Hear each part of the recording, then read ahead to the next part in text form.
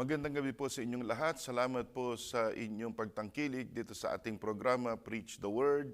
Binabati ko po yung mga nanonood sa atin. Mula po Chula Vista, San Marcos, San Isidro, Escondido, La Mesa. Salamat po sa San Diego, Mira Mesa, Scripps Ranch, Poway. Salamat po sa inyong pagtangkilik. Ako po ay naririto upang ibahagi sa inyong salita ng Diyos. Ang sabi po ng ating Panginoong Hesus, Matthew 4:4, Man shall not live by bread alone, but by every word that proceeds from the mouth of God. Hindi lang daw po sapat na tayo kumain, napakainin ng ating katawan, kailangan po nating pakainin ang ating mga spirito at kaluluwa, sa pamagitan ng salita ng Diyos. So ako po ay narito para ipangaral ang salita ng Diyos. Sa gabing ito, tatalakayin ko po yung tanong na ano ang mga regalo na tinanggap natin sa Diyos. Alam niyo po ba na marami kang tinanggap na regalo sa Panginoon? Alam niyo po ba na marami pong gifts na ibinigay sa iyo ang Panginoon? Alam ko na maraming mga tao ngayon ay nagigipit.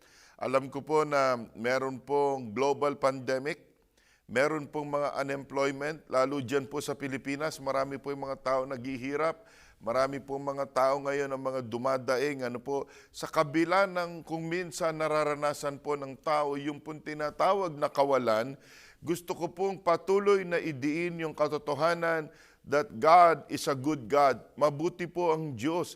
At sa kabutihan ng Diyos, ipinakita niya ito sa pamagitan ng pagbibigay ng regalo sa atin. Ano ang regalo ng Diyos sa iyo? Ano pong mga regalo ng Diyos sa atin? Makikita po natin sa sinulat po ni San Pablo. Babasahin ko po.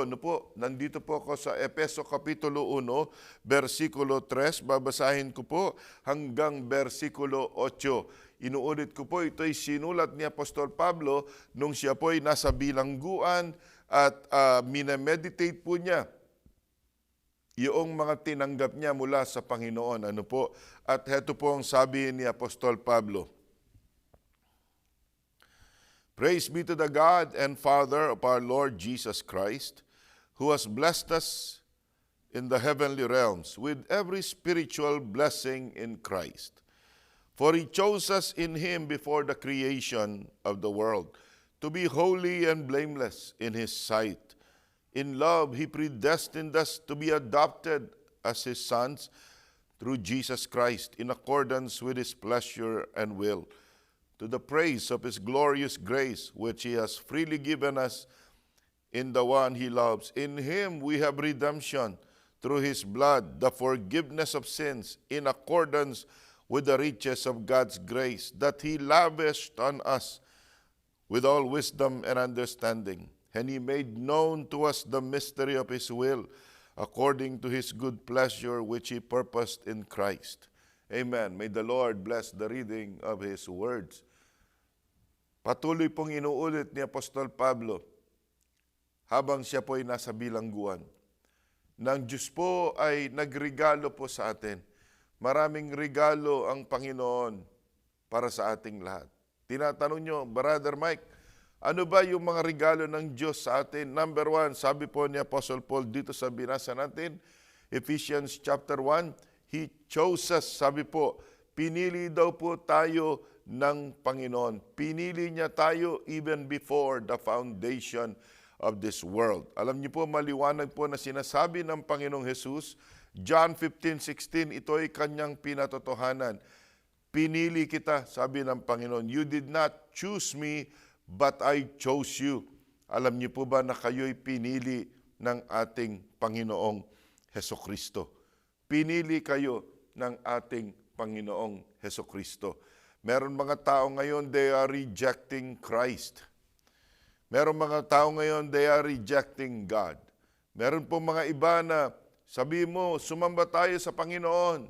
Magpasalamat tayo sa Diyos. Manalangin tayo sa Kanya. Sa kanila, ayaw nila ng praise the Lord. Ang gusto nila, erase the Lord.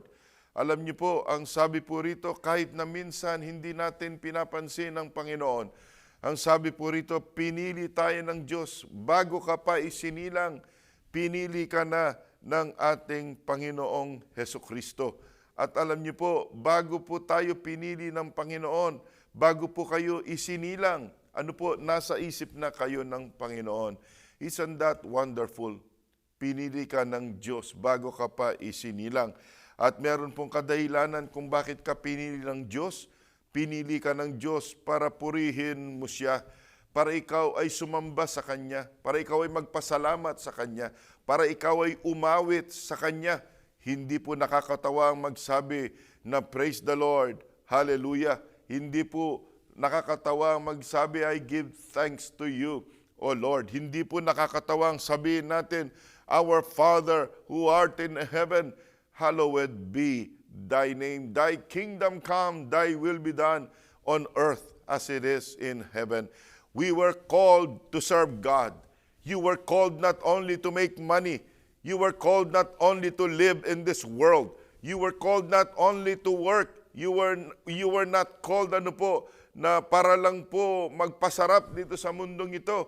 The Bible is telling us we were all called, chosen to praise Him and to thank Him. Dito po sa 1 Peter chapter 2 verse 9, sabi rito, but you are a chosen race, a royal priesthood, a holy nation, a people for God's own possession, so that you may proclaim the excellence of Him who has called you out of darkness into His marvelous light. Christ chose us that we may declare His goodness. Tinawag po tayo ng Diyos para may deklara natin yung kabutihan ng Panginoon. Sabi rin po rito, tayo po ay tinawag ng Diyos para po maging kamuka ng Kanyang anak na si Jesucristo. Opo, yun po ang talagang goal ng Diyos sa atin, maging kamuka ng Panginoong Jesucristo. Hindi po maging kamukha ni Pablo, hindi maging kamukha ni Lucas, hindi po para maging kamukha ni Pedro, hindi para maging kamukha ni Bartholomew, ni St. James. Ikaw ay sinilang pinili ng Diyos para maging kamukha mo ang ating Panginoong Jesucristo. Tingnan po ninyo dito sa Roma 8:29, for those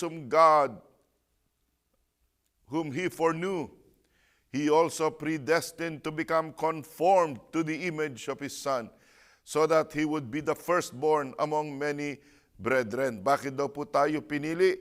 Para po tayo ay maging kamukha ng Panginoon sa katuwiran, sa kabanalan, tsaka po doon sa pagpipili, kamukha ang Panginoong Jesus, He chose to serve His Father. He chose to bring people to God. And that must be the sole purpose why you exist, that we may draw people to Christ, that we may draw people to the Father.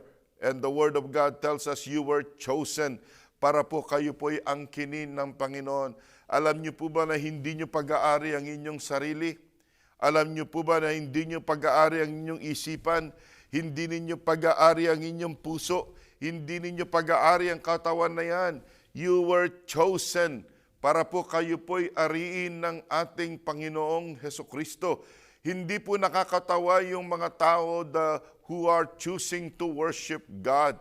Hindi po nakakatawa yung mga tao who are choosing to serve God because they are acknowledging that they are owned by God. If we are owned by God, we do what He wants us to do. And what He wants us to do is to serve Him, to pray to Him, to exalt Him, and to praise the Lord. Ang sabi po rito sa Deuteronomy 7:6, for you are a holy people to the Lord your God. The Lord your God has chosen you to be a people for His own possession out of all the peoples who are on the face of the earth. Bakit po pinili ng Diyos ang mga Israelita? Bakit po tayo pinili ng Diyos? Para po tayo'y angkinin at tariin ng Panginoon. By the way, napakagandang katotohanan. You are owned by God. If you are owned by God, be assured of this. He knows your needs. He knows what you need. He knows your grievances. He knows your complaints. He knows your problems.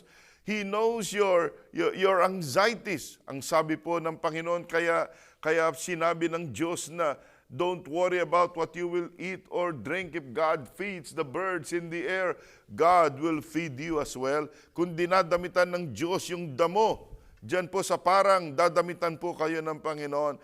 God will take care of you because He owns you. And because God owns you, He will bring you into that eternal place, called heaven. At kayo po'y makakasama ng Diyos dyan. Sabi po sa John 14 verses 1, 2, let not your heart be troubled. Believe in God, believe also in me. In my Father's house there are many mansions. I will go there to prepare a place for you, sabi ng ating Panginoong Jesucristo. Pinili ka niya dahil ikaw ay kanyang pag-aari at dadaling ka niya doon sa buhay na walang hanggan at doon po sa lugar na tinatawag na langit. Pinili niya po tayo para tayo po ay kanyang iligtas. Hindi po kalooban ng Diyos na kayo'y mapahamak, sabi ni Pedro.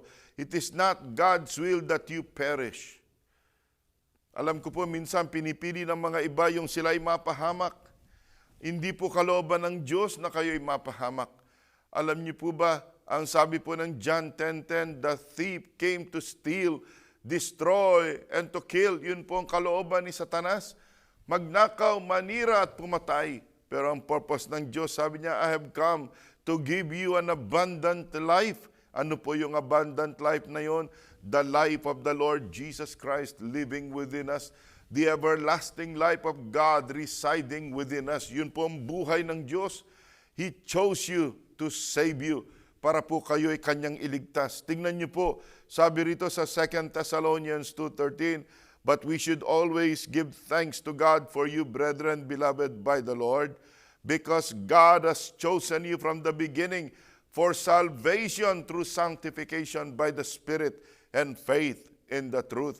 Bakit po kayo pinili ng Diyos? Para kayo po ay maligtas, hindi para mapahamak.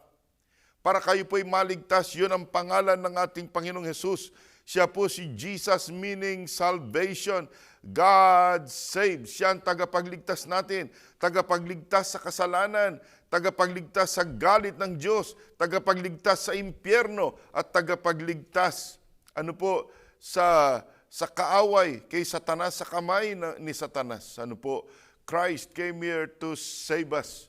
And thank God, that when He died on the cross, He completed the work. That's why I am here today. I would like to share with you, you need to be saved. There is hell, there is devil who wants your life, who wants to drag you into that hell. Kaya po ako naririto hindi para magtayo ng reliyon. Ako po ay naririto para kayo po ay dukutin mula sa kamay ng impyerno, mula sa kamay ni Satanas. I am telling you, Christ came to save you. Hindi ka kailangang mapahamak. Hindi ka kailangan lumangoy sa impyerno. And I pray that you choose today. You choose to serve Christ. You choose to give yourself to the Lord Jesus Christ. Na sabihin mo, Panginoon, I believe in you. I give my life to you and I surrender to you.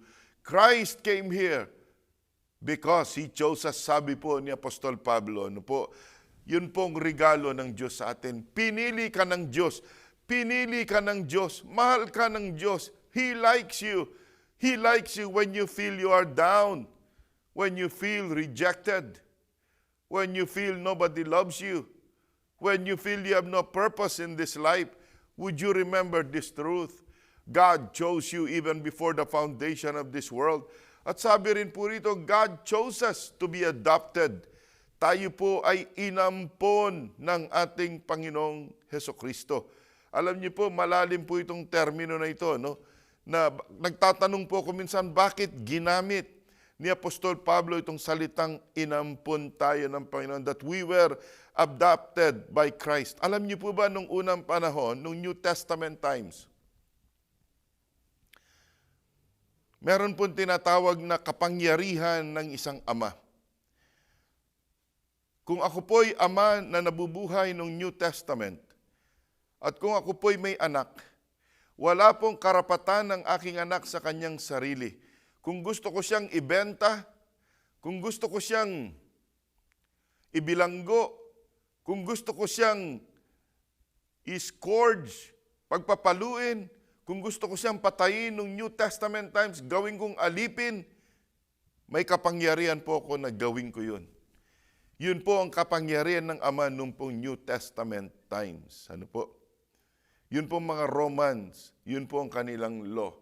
Tapos po, meron pong tinatawag na law nung pag-a-adoption. Ang paraan po ng pag-a-adopt noon ay ganito po ang proseso. Kung ako po ay mag-aampon ng isang bata, bibilihin ko, pagkatapos ay bibilihin uli ng tatay.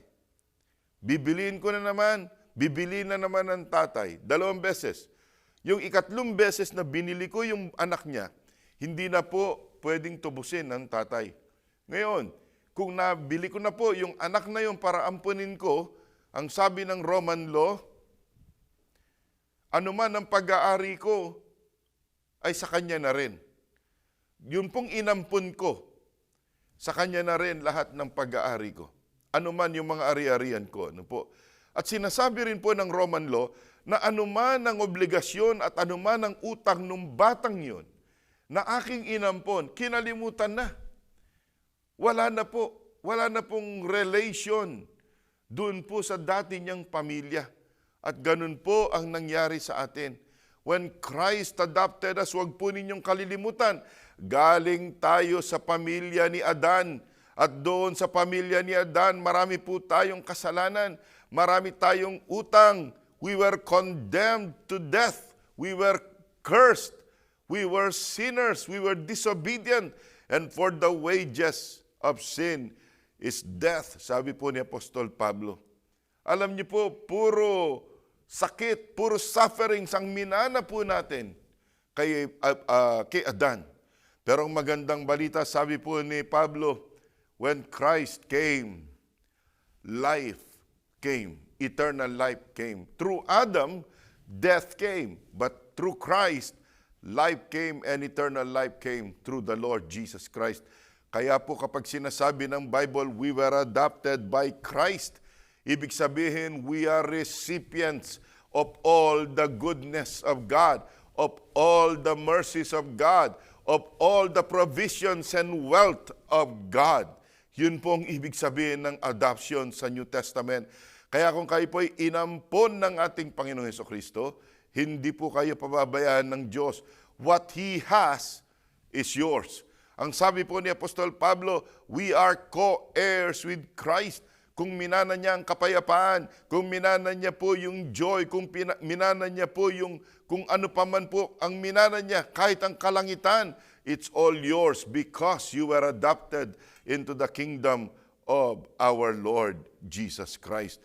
Yun po ang mga regalo ng Panginoon. We were chosen and we were adopted. Tignan po ninyo sa Galatians 4:5. Sabi ni Pablo, God redeemed us, those who were under the law, so that we may be adopted as sons with full rights. Wow!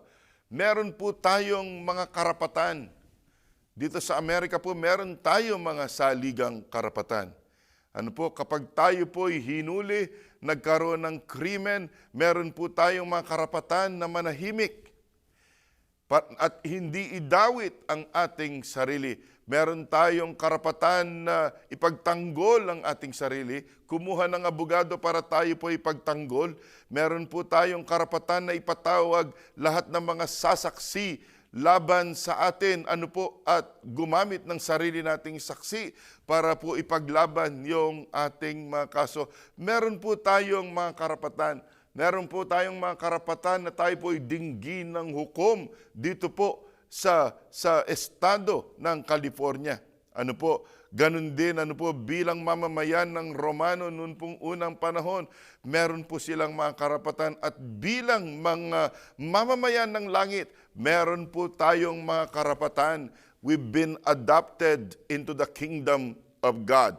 Friends, I pray na we can comprehend these truths that Paul was telling the believers in Ephesus, that we are recipients of God's goodness. We are recipients of God's kindness.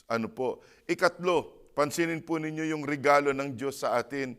Sabi po dyan ay we were delivered. We were set free.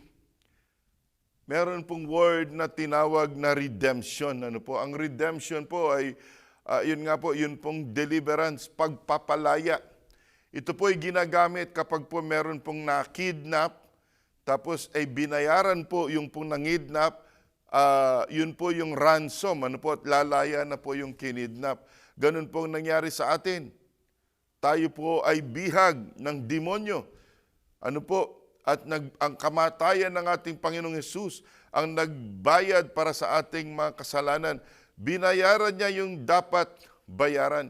Kamukha po ng mga Egyptians. They were delivered from Egypt to the promised land. Pinalaya sila ng Diyos. Sa makatwid, si Kristo ay narito upang ikaw ay palayain. Palayain sa kasalanan, palayain sa anumang nag-o-oppress sa inyo. Kaya po sabi ni Kristo sa Lucas Kapitulo 4, "The Spirit of the Lord is upon me. He anointed me to preach the good news, to set the captives free." Hindi kalooban ng Diyos na ikaw ay nakatanikala. Hindi kalooban ng Diyos na ikaw ay nakatali. Hindi kalooban ng Diyos na ikaw ay bihag ng demonyo ni Satanas o ng anumang bagay na nag-o-oppress sa iyo. Christ came to liberate you. Siya po ang nagpalaya sa atin. Pinalaya niya tayo sa ating mga kasalanan. Sabi po ng unang Pedro, Kapitulo 1, versikulo 18-19, "For you know that it was not with perishable things, such as silver or gold, that you were redeemed from the empty way of life handed down to you from your ancestors, but with the precious blood of Christ, a lamb without blemish or defect." Isn't that wonderful? Tayo po ay niligtas sa pamagitan ng dugo ng Panginoon. Hindi po ang kayamanan kong magliligtas sa akin. Hindi po ang reliyon kong magliligtas sa akin. Hindi po ang pinag-aralan natin ang magliligtas sa atin. Hindi ang mabubuting gawa po natin. Though it's good to do good works. It's only through the blood of Christ. Para po palayain niya po tayo sa ating kasalanan. Palayain niya rin tayo sa batas. Alam niyo po ba, nung Old Testament, you need to follow all the laws. Yung sumpa ng batas. Pero wala pong makasunod. Pero tingnan niyo po, sabi ni Pablo, Galatians 5:1, "It is for freedom that Christ has set us free. Stand firm then, and do not let yourselves be burdened again by yoke of slavery." Alam niyo po, may problema po dito sa Galatians eh. Yung po mga Kristiyano sa Galacia, naniniwala sila'y maliligtas kung gagawin nila yung batas. Susundan nila yung commandments, magpapacircumcise po sila, at sila'y magiging matuwid sa Diyos. Sabi po ni Apostle Paul, "No, you were redeemed by the blood of Christ, and you were redeemed by the curse of the law." Salamat naman po. Kasi kahit po gusto nating sundan, alam niyo po, nung maliit po ako, gusto ko pong magpakalapit sa Diyos. I always go to church. Kahit yung mga kapatid ko ayaw magsimba minsan. O kaya, halimbawa, nalilate yung iba, ay magsisimba pa rin ako. Because I wanted to be right with God. Pero meron times na, naku, pumalpak ako. Minsan hindi ako nagising, hindi ako nakapagsimba. I really felt I was condemning myself. But friends, tayo po'y hindi nagiging matuwid sa harapan ng Diyos, naliligtas through our good works. It is only through the blood of Christ. At sabi po rito, "You were redeemed from the slavery of sin." Romans 6:6-7, "For we know that our old self was crucified with Him, so that the body ruled by sin might be done away with, that we should no longer be slaves to sin." Tayo daw po ay pinalaya na sa kasalanan, because anyone who has died has been set free from sin. Malaya na po kayo sa kasalanan. Sin is disobeying the will of God, transgressing the laws of God. We all transgressed and violated the will of God. Thank God. Sabi ni Christ, "You can't do it on your own. I'll die on the cross for your redemption." Tayo po ay iniligtas na ng Diyos. Tayo po ay pinalaya na kahit kay Satanas. Ano po? Sabi po rito, Galatians 1:4, "Who gave Himself for our sins to rescue us from the present evil age, according to the will of our God and Father." Ito pong panahon na ito ay evil.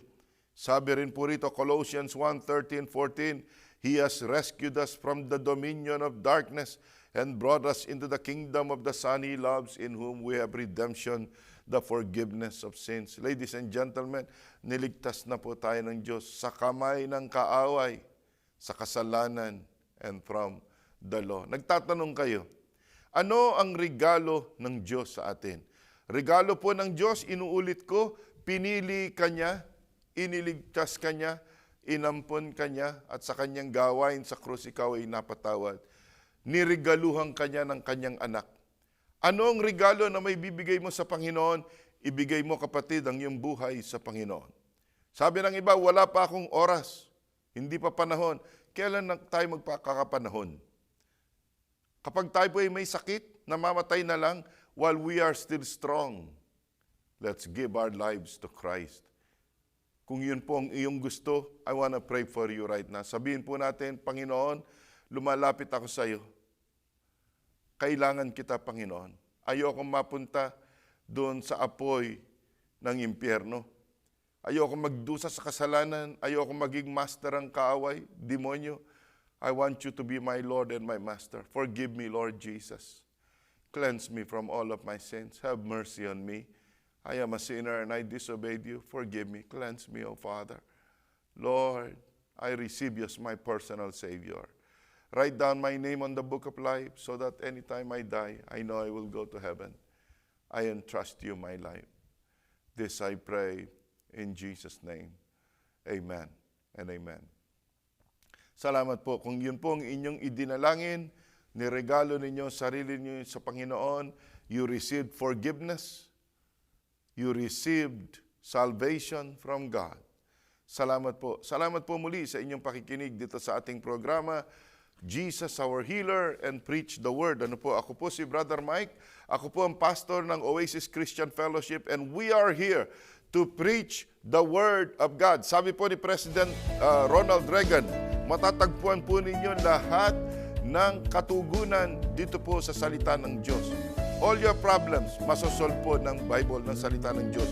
Kaya po, I am here to preach the good news to you, the Word of God. Kung gusto po ninyong sumali ng worship namin, ano po, every Sunday, 10:30 in the morning, we sing, we study the Word of God. We invite you to join us, 2501 Johnson Street, San Diego, California. Salamat po.